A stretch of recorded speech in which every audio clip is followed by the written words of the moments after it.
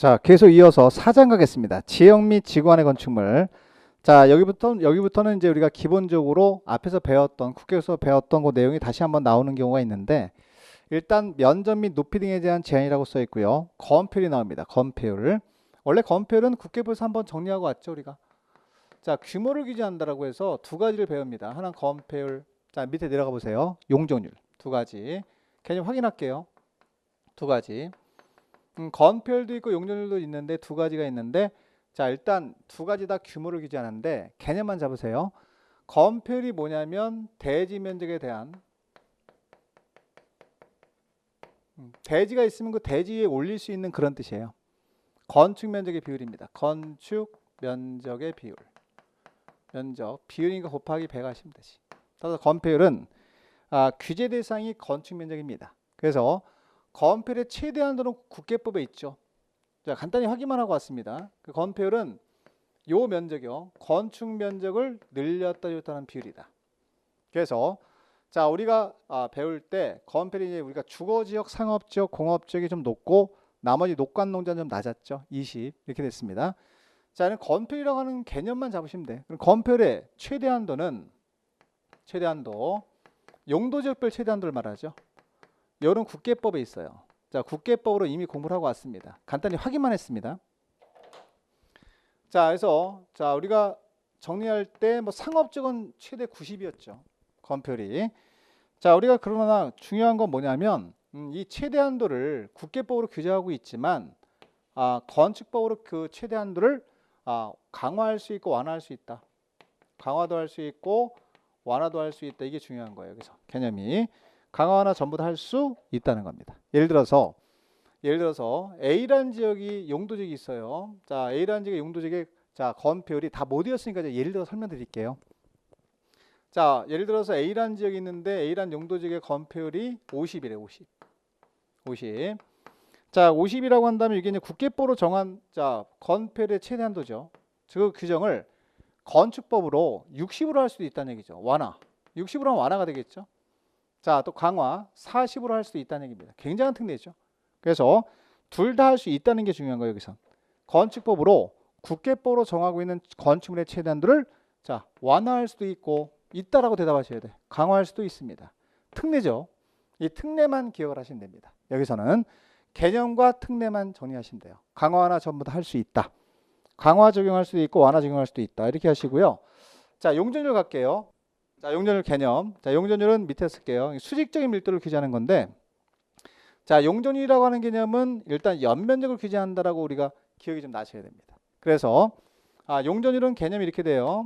대지 면적 위에 딱 올리는 거죠. 이렇게 올리는 겁니다. 올릴 수 있는 연면적의 비율입니다. 연면적 비율 곱하기 100 이렇게 하는 거지. 100.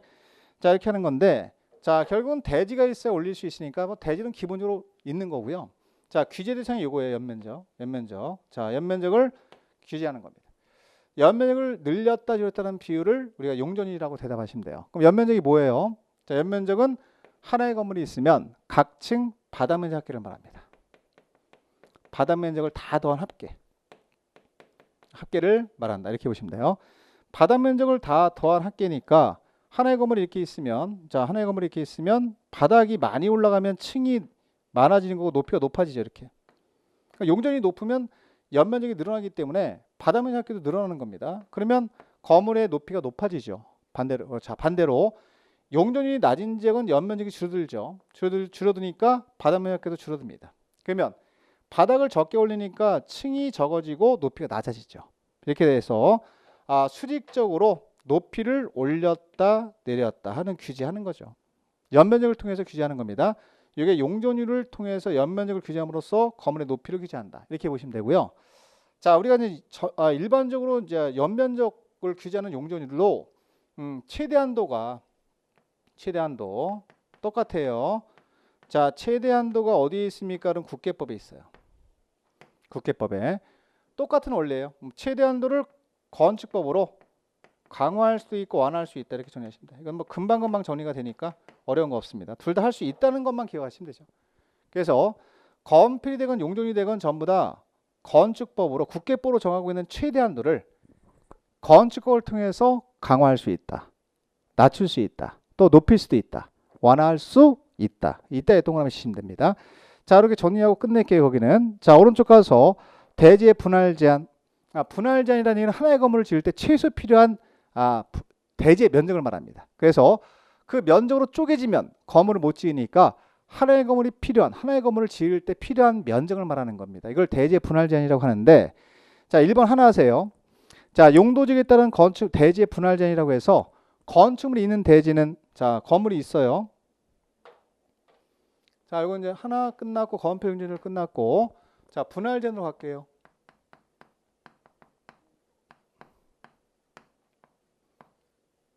자, 예를 들면 이겁니다. 대지가 이렇게 있습니다. 대지가 이렇게 있으면 요 대지에다가 건물을 지어놨죠.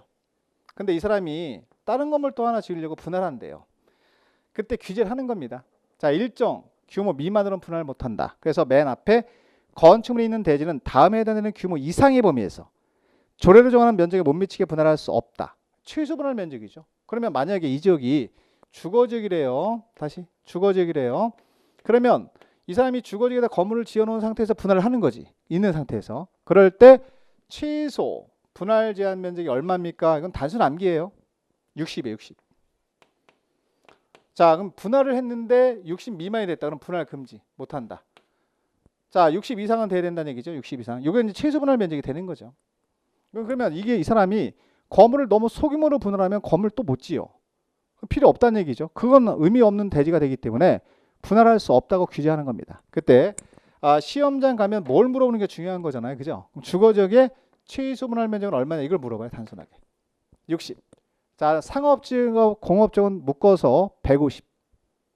150 이상으로 해야 됩니다. 미만으로는 분할 못합니다. 녹지가 200입니다. 자, 그래서 주, 상, 공, 녹까지만 하세요. 기타 놔두시고. 자, 주거지역은 60. 자, 상업지역, 공업지역 150. 녹지는 얼마? 200. 제곱미터 미만으로는 분할할 수 없다. 이렇게 하시는 거예요. 못 미치게 분할할 수 없다. 이걸 우리가 최소 분할 면적이라고 하는 건데 개념만 잡으시면 돼요. 간단하게. 됐습니다. 내려가서 4번 갑니다. 자, 쭉 한 번씩 끊고요. 여기는 내용이 뭐 우리가 국계에서 배운 내용도 있고 또 간단한 내용도 있기 때문에 뭐 시간을 뭐 오래 끌거나 그럴 필요는 없어요. 여러분 공부하실 때 간단하게 확인만 하시고 개념 잡고 단순 암기식으로 가면 됩니다. 자, 높이 제한. 이게 좀 복잡하거든요. 높이 제한. 건물의 높이 제한. 건축물이니까 건축법에서 높이 제한을 하는 거예요, 여러분들. 그래서 제목이 높이 제한인데, 자, 건축물의 높이 제한은 두 가지 형태로 개념만 잡으세요. 자, 건축법에서는 높이 제한을 두 가지 형태로 합니다. 하나는 1번, 2번 다 밑줄 그으시면 돼. 자, 양가로 1번에 가로구역에서의 높이 제한, 2번은 일조등양학불 제한 높이 제한 두 가지인데, 자, 첫 번째 가로구역이에요. 가로구역. 개념 잡으셔야 됩니다. 에서 높이 제한 하나 있고, 두 번째가 일조등의 확보를 위한 높이 제한이죠. 일조등의 확보를 위한 높이 제한이 두 가지 형태로 규제를 하는 거예요. 자, 그러면 자, 천천히 가보면 가로구역이 뭘까? 요거부터 잡아야지. 가로구역에서 높이 제한. 또 하나, 일조등의 확보를 위한 높이 제한은 이해가 되실 거예요. 왜냐면 건물을, 자, 제가 대지를 갖고 있는데 바로 옆에 있는 대지 건축물을 건축하는 사람이 쭉 50층을 올렸어. 해가 하나 더 들어와. 그럼 안 된다는 얘기죠. 일조권을 보호할 필요가 있다는 거야. 다른 대지도. 그래서 규제를 할 수밖에 없다. 이 두 가지 높이 제한을 하는데 합쳐서 높이 제한이라고 부르는 겁니다. 건축법에서. 자, 그러면 가로구역이 뭐예요? 이거부터 하셔야 돼. 자, 가로구역이 뭐냐면 하나의 도시의 최소 단위라고 이제 우리가 말씀드릴 수 있는데요. 이게 전부 다 도로예요, 여러분들. 도로. 자, 도로, 이것도 도로, 이것도 도로입니다. 자, 그러면 우리가 하나의 도시를 쪼개보면 최소 단위가 뭐가 나오죠? 전부 다 도로로 쌓인 일단의 지역이 나오죠. 자, 이걸 우리가 가로구역이라고 부르는 거야. 가로구역.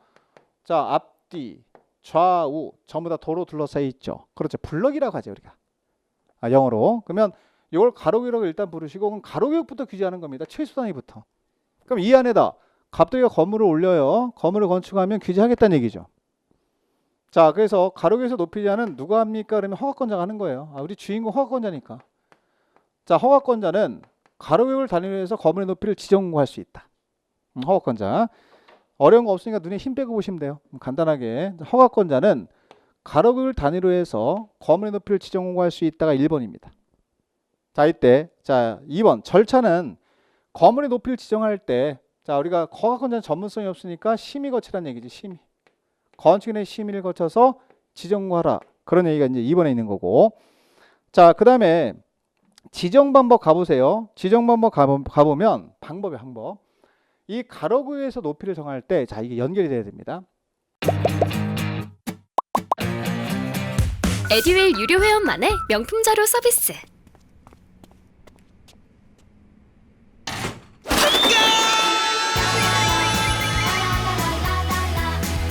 고퀄리티 명품 자료의 혜택. 오직 에듀윌 유료 회원에게만. 에듀윌.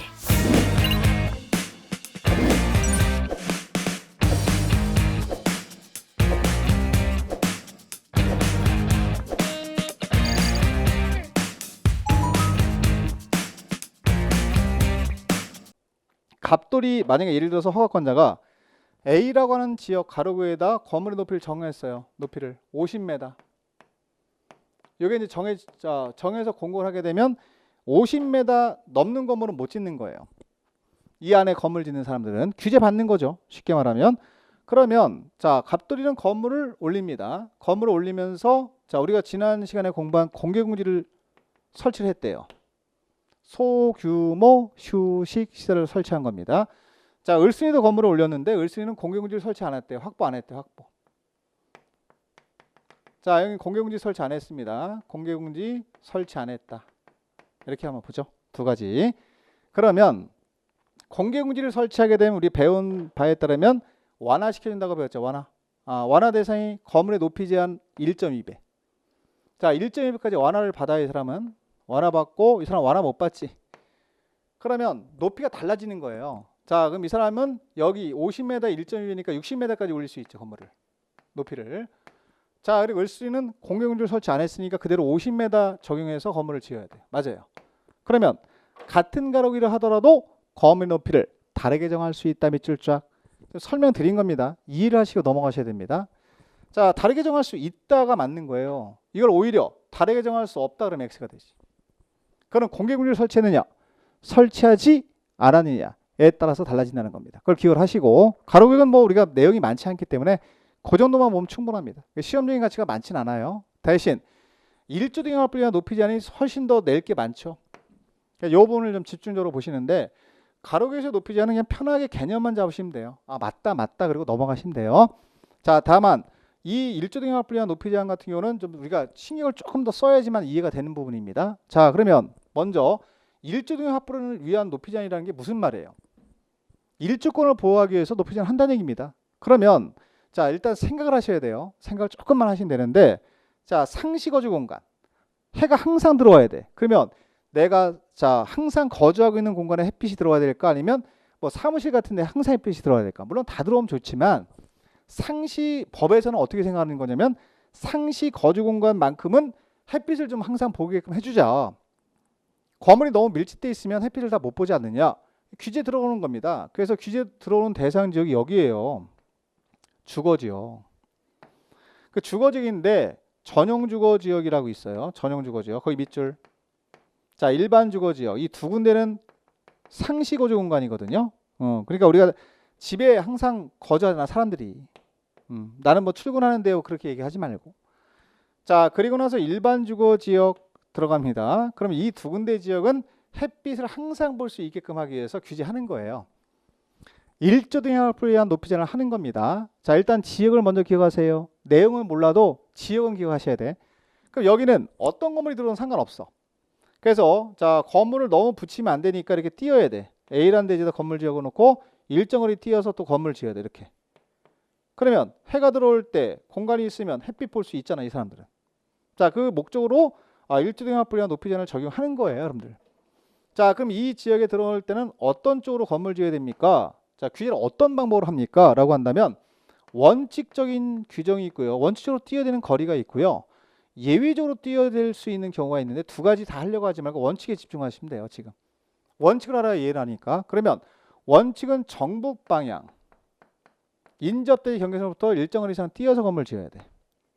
예외적으로는 반대쪽으로 띄울 수 있지. 정남 쪽으로 띄어서 건축할 수 있다가 되는 건데 자, 여기는 정남은 거의 잘 안 나옵니다. 그러니까 여기에 집중하시는 거예요. 여기 원칙에 집중하시면 돼요. 원칙. 자, 그러면 우리가 일반적으로 정북이라는 게 무슨 말인지 설명을 좀 드릴게요. 이건 설명이 좀 필요한 부분이거든요. 자, 제가 이 대지를 갖고 있는데 대지에다 건물을 지으려고 합니다. 근데 지역이 여기래요. 전용 주거 지역, 일반 주거 지역인 거예요. 여기다 건물을 쭉 짓는데 대지가 여기 있겠지. 이렇게 있으니까 건물 짓겠지. 자, 올리면 인접 대지가 있단 말이에요. 다른 대지가 있지. 이게 북쪽이에요. 북쪽, 정북. 자, 그럼 여기가 반대쪽이 뭐가 될까? 반대쪽이 남쪽이 되겠지. 정남이 되겠지. 그러면 제가 이 북쪽으로부터 띄어서 건물을 이렇게 짓는 거예요. 이렇게 법에서 규제하고 있는 게. 자, 기준점이 북쪽으로부터 띄어라 이런 얘기거든. 북쪽으로부터 띄어라 이런 얘기죠. 띄어서 건물 지어라.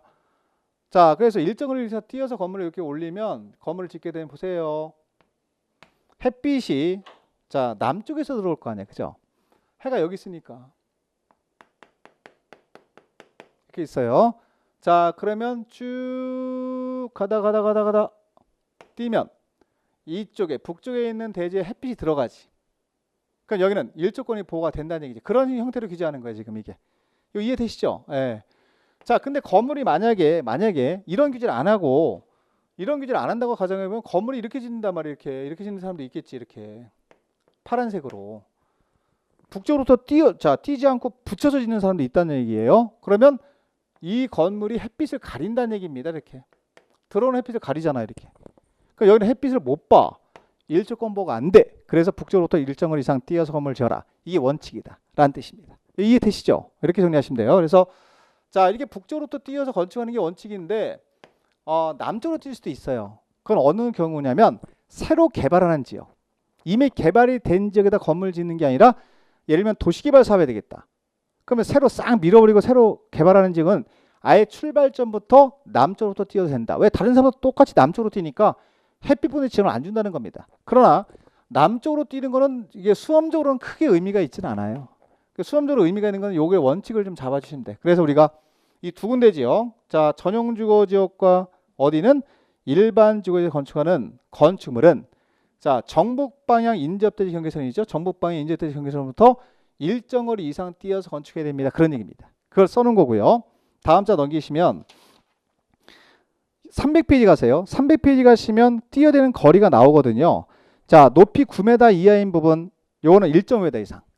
그러니까 여기다 자 9m 이하짜리 높이는 9m 이하 부분까지는 여기 9m 이하 높이가 9m 이하래요. 그럼 북쪽으로부터 1.5m 이상 뛰는 거예요. 1.5m 이상. 요 정도는 뛰어도 된다라고 이제 우리가 검증을 다 해본 겁니다. 그러니까 여러분들 왜 이런 거 물어보지 마시고 1.5m 이상이면 충분히 햇빛 볼 수 있구나 이렇게 받아들이시면 돼. 두 번째 9m를 초과하는 부분이 있대. 초과되는 부분은 건물 높이의 2분의 1 이상 뛰어야 돼. 2분의 1 이상. 이렇게 뛰면 햇빛 볼 수 있다는 얘기예요. 자 그럼 예를 들어서 보세요. 여기 9m까지는 똑같이 몇 m 뛰죠. 1.5m 이상 뛰는 거 이렇게 똑같이 뛰어요. 근데 이분이 9m 초과되는 부분까지 올릴 수 있잖아요. 뭐 15m, 20m 막 올릴 수 있다는 거지. 그럼 9m를 초과되는 부분부터는 건물 높이 2분의 1 이상을 뛰는 거지. 그럼 예를 들어서 건물 높이가 10m가 되는 부분은 9m 초과했잖아요. 그러면 그 10m의 2분의 1 이상을 뛰는 거예요. 5m. 그럼 건물을 갑자기 뛰어대는 거리가 쭉 많아지는 거지. 이렇게. 그럼 건물이 어떻게 돼요? 직선으로 못 올라가고 수직으로 못 올라가고 오른쪽으로 이렇게 우상향이라 그러나 이걸 이렇게 해서 쭉 가는 거잖아. 자 점점 더 높아질수록 더 뛰어들 거리가 멀어집니다. 그럼 이렇게 되는 거 건물이 이렇게 되죠. 자 이렇게 되는 거죠. 이렇게 해서 건물을 올리는 건데 건물 이렇게 지으면 좀 멋이 없으니까 대부분 다 이렇게 짓습니다. 이 건물을 조금 더 세련되게 짓기 위해서 이렇게 짓죠. 이렇게 이런 식으로 이렇게 올리는 거죠. 이렇게.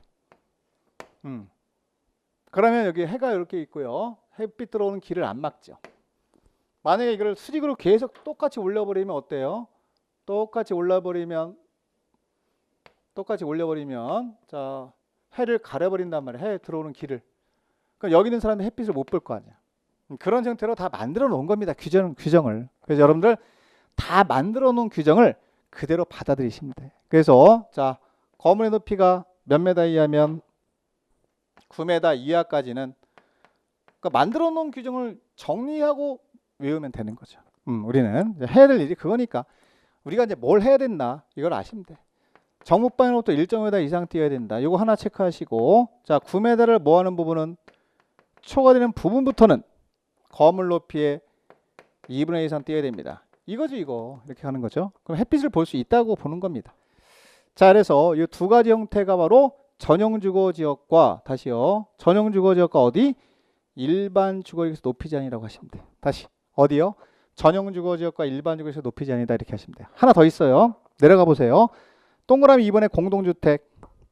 자, 공동주택 또 높이 제한을 합니다. 왜냐면 우리가 공동주택 오늘 배웠으니까 아파트를 짓는다. 공동주택 맞죠? 그럼 공동주택은 단독주택에 비해서 어때? 높이가 높아요.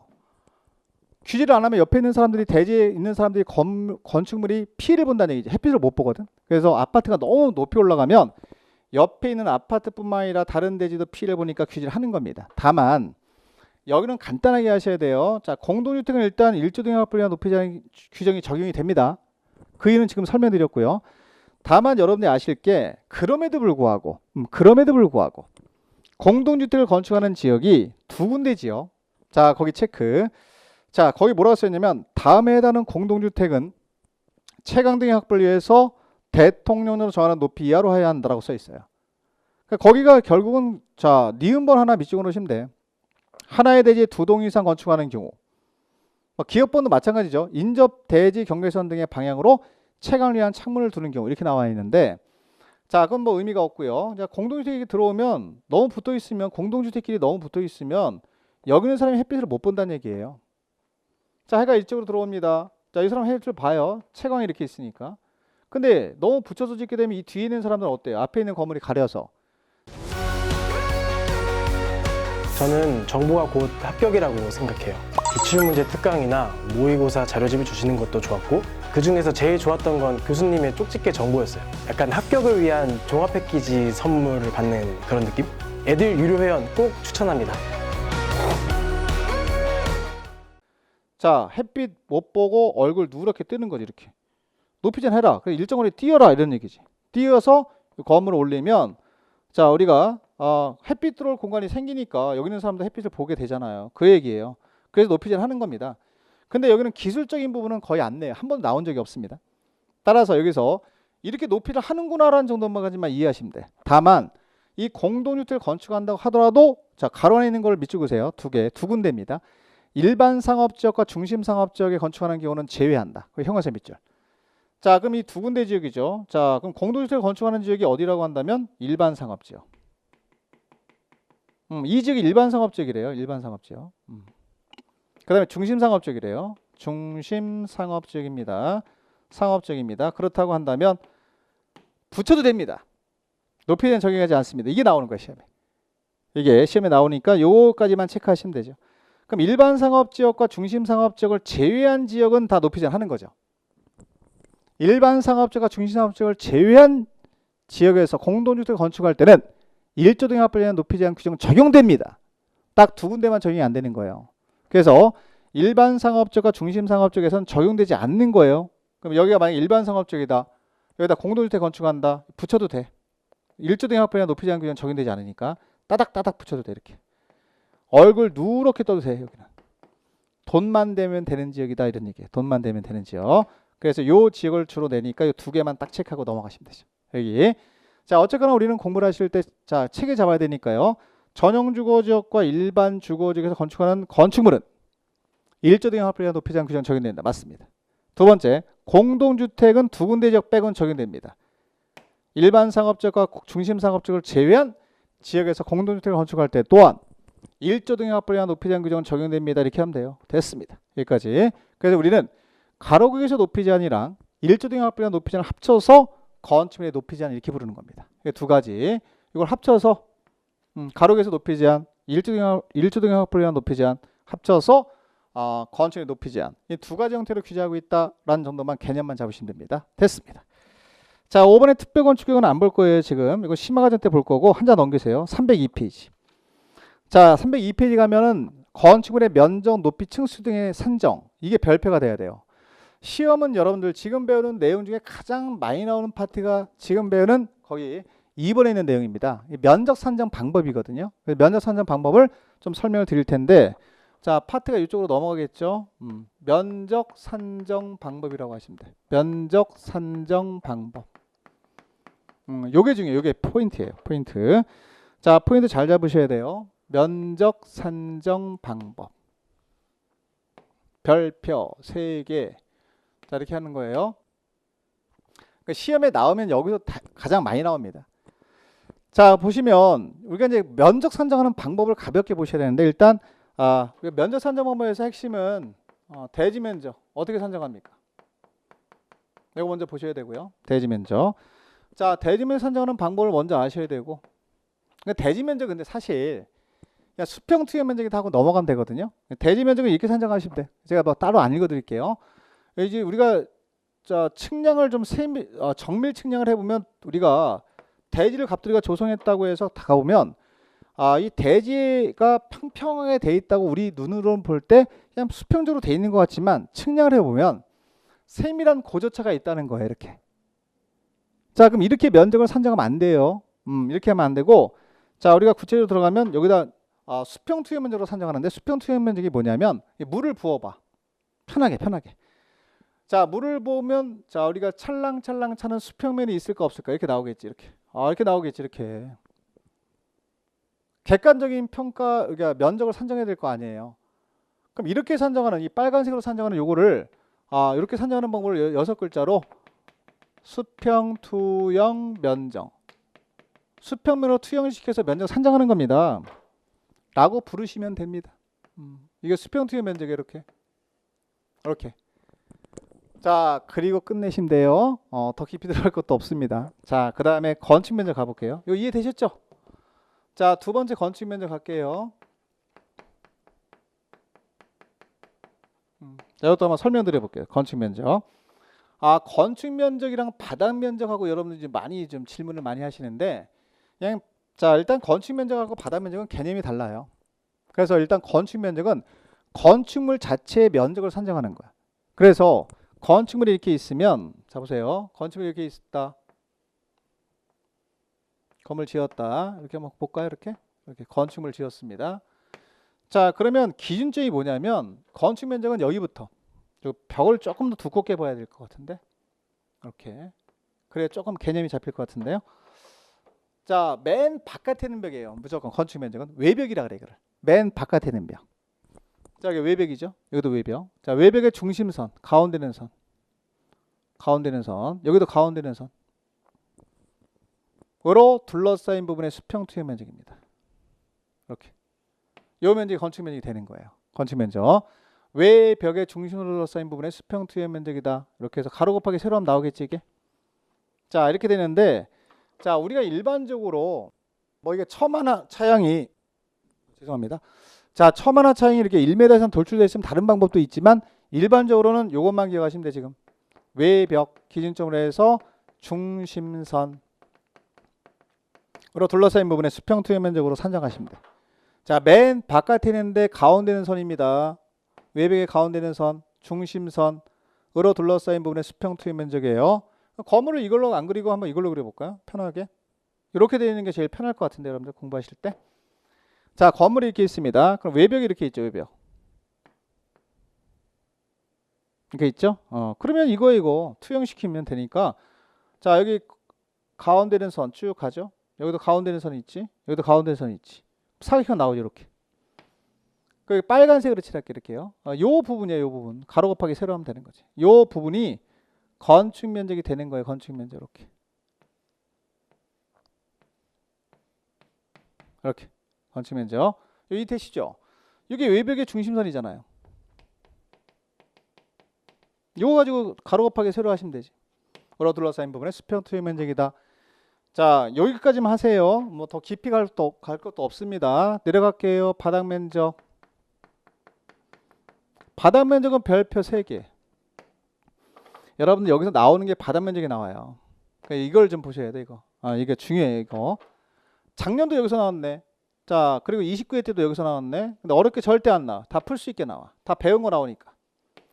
근데 이제 일단 자, 작년 같은 경우는 이제 바닥 면적만 다 낸 게 아니라 뭐 층수, 뭐 이런 거 계산하는 방법, 층고 계산하는 방법 이런 걸 냈습니다. 근데 어렵진 않게 나왔고요. 일단 기본적으로 바닥 면적에 대한 개념을 좀 잡아드리면, 바닥 면적이라고 하는 개념은 층별로 계산하는 거예요. 건축물 전체를 대상으로 기준으로 계산하는 게 아니라, 아까 이 건축물 자체를 가지고 외벽 가지고 중심으로 둘러싸인 부분의 수평 투영 면적 산정하기 이게 건축 면적이거든요, 여러분들. 건축 면적. 예. 이게 건축 면적이에요. 근데 바닥 면적은 여러분들 요 각 층별로 계산하는 거예요. 이렇게 층별로. 이렇게. 그래서 달라 개념이요. 달라요. 자, 그럼 건물을 여기다 다시 한번 그려볼게요. 이렇게 바닥 면적 중요한 거니까. 자, 이렇게 있으면 바닥 똑같이 사각형으로 올라왔다. 자, 그러면 이제 1층 올라갔고 2층. 자, 3층까지 올라갔다고 한번 가정해 볼까요? 그럼 바닥이 3개 있습니다. 자, 그럼 바닥이 3개 있는데 자, 바닥 면적은 몇 개 나올까? 3개가 나올까요? 아니에요. 3개가 나올 수 있고 10개가 나올 수도 있어요. 자, 보시면 이 층별로 이게 막아놓고 쓰고 있는 공간마다 하나씩 나오는 거예요. 층별로. 만약에 1층을 공간을 벽을 자, 이게 공간을 3개로 이렇게 나눠서 쓰고 있다면 자, 이 공간마다 하나씩 다 나오는 거예요. 여기도 또 하나가 나오겠지. 그러면 여기도 오른쪽 가운데 있는 부분도 자, 여기도 하나가 또 나오겠지. 그러면 1층만 해도 바닥 면적이 3개 나오는 거지. 그럼 이걸 합치면 바닥 면적 합계가 되는 거야. 1층의 바닥 면적 합계. 또 2층도 2개로 막아놓고 쓰고 있다면 2개가 나오지. 바닥 면적이. 막아놓고 쓰고 있는 공간. 이걸 구획이라고 표현합니다. 구획. 자, 그리고 오른쪽도 구획되어 있으니까 구획된 부분에 중심으로 들어선 부분의 수평 투의 면적이고. 자, 3층은 만약에 다 터서 쓴다. 하나 나오는 거 하나. 하나 이렇게 나와요. 자, 그럼 전체 건물의 이 건축물의 바닥 면적은 몇 개입니까? 1층에 3개 있고 2층에 2개 있고 3층에 하나 있는 거죠. 다 더하면 연면적이 되는 겁니다. 그래서 연면적이 아까 뭐라고 했냐면 하나의 건축물의 각 층의 바닥 면적 합계를 말한다 이렇게 하는 거죠. 이게 그럼 요거를 자, 법에서 어떻게 표현하고 있냐면 구획이라고 표현해. 막아놓고 쓰고 있는 공간 이걸 구획이라고 그래요. 구획. 벽 기둥으로 구획된 부분 이게 중요한 거예요. 구획. 자, 막아놓고 쓰고 있는 공간 이렇게 이해하시면 돼요. 구획된 부분에 중심선으로 둘러싸인 부분의 수평 투영 면적을 말합니다. 이렇게 대답하셔야 돼요. 이게 바닥 면적이거든요. 바닥 면적. 네, 구별하셔야 됩니다. 자, 건축 면적은요. 건축물 자체의 외벽의 중심으로 둘러싸인 부분의 수평 투영 면적이고요. 바닥 면적은 요게 나와야 돼. 구획. 막아놓고 쓰는 공간마다 계산합니다. 그럼 벽으로 막아놓고 쓰고 있으면 이 벽의 중심선이지. 구획된 부분의 중심선. 가로 곱하기 세로 하면 바닥 면적 하나 나오는 거고 오른쪽도 막아놓고 쓰고 있잖아요. 또 하나 나오는 거죠. 이렇게. 또 오른쪽도 또 하나 나오는 거 이렇게 중심선으로 계산하면 그럼 1층 3개 나옵니다. 2층은 2개 나왔고요. 3층 하나 나왔잖아요. 자, 이게 바닥 면적입니다. 기억하셔야 되고요. 바닥 면적 구체로 들어갈게요. 자, 1번에 가면 그 내용이 나왔고요. 자, 구획의 동그라미 중심선 밑줄으로 둘러싸인 부분의 수평 투여 면적으로 한다. 그러면 2번 벽 기둥에 구획이 없는 건물의 밑줄. 구획이 안 돼 있으면 어떡할 거냐. 구획이. 원래 구획이 돼 있어야 산정하는데 구획이 안 돼 있으면 어떡할 거냐. 이런 건물은 예시가 중요해요. 예시. 어떤 건물을 말하냐면 주유소 건물처럼. 자, 이렇게 되어 있는 거 한번 보세요. 여기 보세요. 여기 보세요. 여기 이렇게.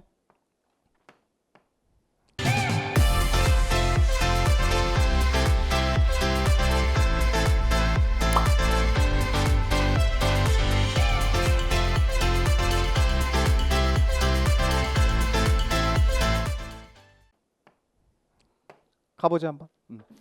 그러면 이 구조의 건물을 말하는 거 이런 거. 막아놓고 쓰고 있는 공간이 없네 지금. 가운데 기둥만 하나 있네. 이런 건물이 지금 벽 기둥의 구획이 없는 건물이라고 표현하는 거거든요. 그럼 여러분이 옆에다 주유소 이렇게 써놔요. 주유소. 그럼 막아놓고 쓰고 있는 공간이 없으니 바닥면 산정도 다르게 된다. 원래 바닥 면적은 구획된 부분마다 계산하는 건데 구획이 안 돼 있잖아 지금. 그럼 다른 방법으로 계산하라 라고 하는 걸 규정하고 있다고 보시면 돼. 그럼 이때는 힘들더라도 지붕으로 올라가세요. 지붕으로 올라가서 요 지붕 끝부분이 있어. 끝부분. 여기 끝부분, 맨 끝부분 여기 있잖아요. 지붕 끝부분부터 안쪽으로 1m씩으로 후퇴하시면 돼. 안쪽으로 1m 다 후퇴하세요. 이렇게. 안쪽으로 1m 다 후퇴해서 안쪽으로 이렇게 후퇴하시면 되지. 자, 그러면 후퇴해서 자, 이걸 연결시키면 돼. 1m 후퇴된 부분을 연결시켜요. 연결시키면 요렇게 면적이 나오겠죠. 이렇게. 나오겠죠. 이렇게. 이렇게 나오고 또 이렇게 나오겠죠. 이렇게. 그러면 이 부분이 이 건축물의 바닥 면적이 되는 거지. 이해되시죠? 쉬워요. 어려운 거 없어요. 그럼 벽 기둥의 구획이 없는 건물은 어떻게 계산해요? 그러면 자, 지붕 끝부분부터 1m를 후퇴해서 수평 투영 면적으로 산정합니다. 요렇게 산정하는 거. 파란색으로 산정하는 거. 두 번째 내용이죠. 끝났습니다. 이해되셨죠? 네, 그러면 3번 가볼까요? 3번 뭐라고 써있죠? 노대. 건축물의 노대의 밑줄. 노대가 발코니. 요건 좀 여러분들 자 여기 보세요. 이 건물로 그냥 할게요. 자 여기 건물이 있습니다. 이 건물이 있는데 이 노대 발코니가 뚝 튀어나와서 자 우리가 외부에 돌출된 부분이지 돌출된 부분. 자 우리 거실의 공간을 확보하기 위해서 더 넓게 쓰기 위해서 외부에 외벽으로부터 이렇게 돌출된 부분이 있다는 거지. 이걸 노대라 그래. 노대. 노대는 발코니하고 똑같은 말이에요. 발코니라는 용어를 안 쓰고 노대라는 용어를 씁니다. 그러니까 이것도 층의 일부니까 계산을 해야 됩니다.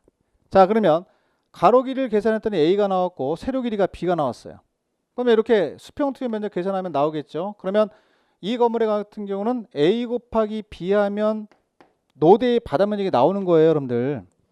근데 이걸 다 계산하지 말고 자 일부를 빼고 계산하라는 얘기입니다. 노대의 바닥 면적은. 그러면 여기서 빼요. 뭘 뺍니까? 그러면 긴 외벽. A보단 B가 길죠. 거기다 1.5m를 곱하세요. 곱하세요. 곱해서 빼시면 돼. 노대의 바닥 면적에서. 그러면 자 남는 면적이 나오겠지. 뭐 40이다 30이다 나오겠지. 그럼 요 면적만 산입을 하는 거야. 그 얘기예요. 지금 개념 잡는 게 중요해요. 일단 설명 듣고 이해하고 교재 읽어보시면 돼요. 자 그래서 노대 등의 면적은 바닥 면적이죠.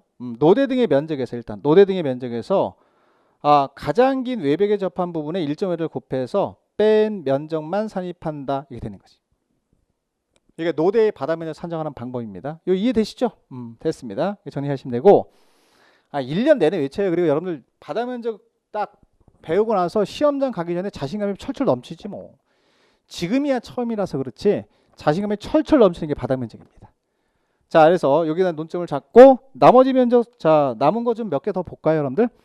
자 4번 가면 연면적 나와요. 연면적은 자동적으로 정리가 돼야 됩니다. 자 연면적은 하나의 건물이 있습니다. 건축물의 각 층에 무슨 면적 할게? 바닥 면적 합계로 한다. 맞아요. 다만 자 용적률 산정할 때는 다음에 해당되는 면적은 제외의 동그라미. 자 보세요. 다시 한번 앞으로 좀 가볼까요? 카메라 잠깐 와보세요. 자 용적률이 뭐죠 여러분들? 용적률 여기. 자 여러분 용적률은 대지 면적에 대한 연면적의 비례입니다. 연면적이 뭐라고 설명드렸죠? 하나의 건축물의 각 층 무슨 면적 할게? 바닥 면적 할게. 그러니까 바닥 면적이면 다 더하는 거예요. 연면적은 원래. 근데 용적률 계산할 때 자 보세요. 용적률 계산할 때 그 박스 안에 있는 4개 1, 2, 3, 4는 연면적에서 포함시키지 말고 제외시켜라 이런 뜻이야. 제외. 자 지하층이 있습니다. 기억하셔야 돼요. 밑줄. 지하층은 뺍니다. 연면적에서 제외해요. 용적률 산정할 때는. 두 번째는 지상층인데 주차용으로 쓰는 부분도 뺍니다. 지상층인데 주차용으로 쓰는 부분이 있죠. 그 부분도 뺍니다. 자, 세 번째는 초고층 건물인데 피난안전구역을 뺍니다. 제외합니다. 피난안전구역의 밑줄.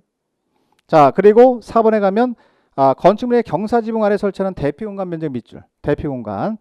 경사지붕은 이거지 이거. 경사지붕으로 되어 있는데 여기를 대피공간으로 자 사용한대. 대피공간으로. 그럼 이 부분도 용적률 산정할 때 연면적에서 제외하는 거예요.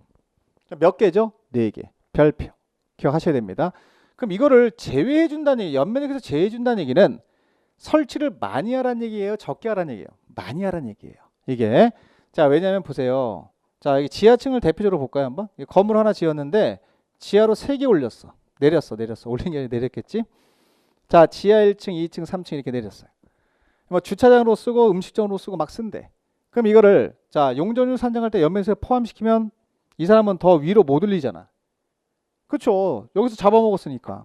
그러니까 얘를 빼주면 그만큼 이거는 서비스 면적이 되는 거지. 건축하는 입장에서 보면. 그래서 이 제외를 시켜주는 이유는 설치를 많이 하라는 얘기예요. 여러분 지하층 많이 설치하라는 얘기입니다. 또 지상층으로 올라갔대요. 주차장으로 많이 확보해라. 빼줄 테니까. 그 다음에 피난안전구역 많이 설치해야 되겠지. 적게 설치하면 안 되지. 그 다음에 대피 공간 면적도 설치를 많이 하세요. 라는 뜻이에요. 제외시켜 줄게요. 이런 얘기잖아. 이게. 그리고 4개는 꼭 기억을 하셔야 됩니다. 그래서 이거는 우리한테 유리한 거예요. 불리한 게 아니라. 이걸 만약에 포함시키면 우리한테 불리한 겁니다. 그래서 요 면적들은 박스에 있는 거 4개는 잘 들으세요. 용적률 산정할 때 그냥 빼주는 게 아니라 용적률 산정할 때 연면적에서 제외하는 겁니다. 포함 아니에요. 제외하는 겁니다. 됐습니다. 내려가시고 자 5번에 가면 건물의 높이. 높이는 쉽죠. 요거 가지고 설명드릴게요. 자, 건축물의 높이는 여러분들 요 지표면부터 계산하세요. 동그라미 지표면. 여기부터 상단이라고 써야지. 상단. 상단이 맨 꼭대기지 뭐. 맨 꼭대기. 맨 꼭대기 여기. 여기까지 높이를 말하지. 쉽죠? 예. 맨 꼭대기까지 높이. 이렇게 산정하는 거예요. 그래서 우리가 건축물의 높이는 어디부터? 지표면부터 건축물 맨 꼭대기. 맨 꼭대기. 여기 점 찍은데. 상단까지 높이로 하고요. 자, 내려가서 층고. 층고. 자, 층고는 층 높이를 말합니다. 아, 여기 있네. 여기 있네. 자, 이 사람이 자, 층고 높이. 자, 보세요. 여기 벽을 이게 바닥을 디디고 있지? 그럼 여러분들 생각을 하시면 돼. 여러분이 지금 현재 앉아 있는 그 부분에 바닥면 윗면부터예요. 바닥 구조체 윗면. 여러분 디디고 있는 그 윗면부터 자, 위층으로 올라가면 누군가 또 디디고 있겠지. 그렇죠. 그 윗면까지 높이를 층고라 그래요. 그래서 윗면 동그라미 윗면 동그라미 하시면 돼. 자, 이 방해 바닥 구조체 윗면부터 내가 디디고 있는 그 윗면 있죠? 거기부터 이 위층에도 누가 디디고 있겠지. 윗면을. 그 윗면까지 높이를 말하는 거지. 이거를 층고. 다시 말하면 층 높이입니다. 층 높이. 그래서 층 높이, 층고는 방해 바닥 구조체 윗면부터 위층, 바닥 구조체 윗면까지 높이로 한다라고 마무리하시면 됩니다. 넘어가시고 다음 장. 자, 층수가 보세요. 층수. 층수 세 가지만 하면 끝납니다. 여러분 지하층 또 나왔습니다. 지하층은 층수에 산입하지 않습니다. 자, 이거 몇 층짜리 건물이에요? 그러면 지하층 빼고 지상에 있는 층만 가지고 계산하시면 돼요. 그 다음에 또 하나. 아, 2번 가면 층의 구분이 명확하지 않는 건물이라고 써있죠. 이 건물이 몇 층짜리 건물인지 잘 모르겠어요. 그러면 4m 했던 거라면 4m마다 하나의 층으로 산정하시면 돼요. 층의 구분이 명확하지 않을 때. 자, 그 다음에 내려가서 3번에 가면 건축물의 부분에 따라 층수가 다르다. 다르다.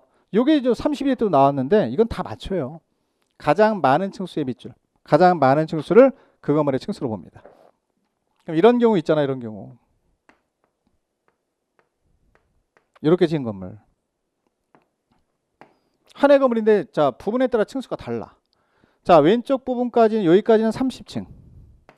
자, 여기까지는 40층. 이렇게 되는 거지. 여기는 또 50층이네. 이렇게 되는 거지. 부분에 따라서 왼쪽 부분, 또 가운데 있는 부분, 오른쪽에 있는 부분 이게 다 달라.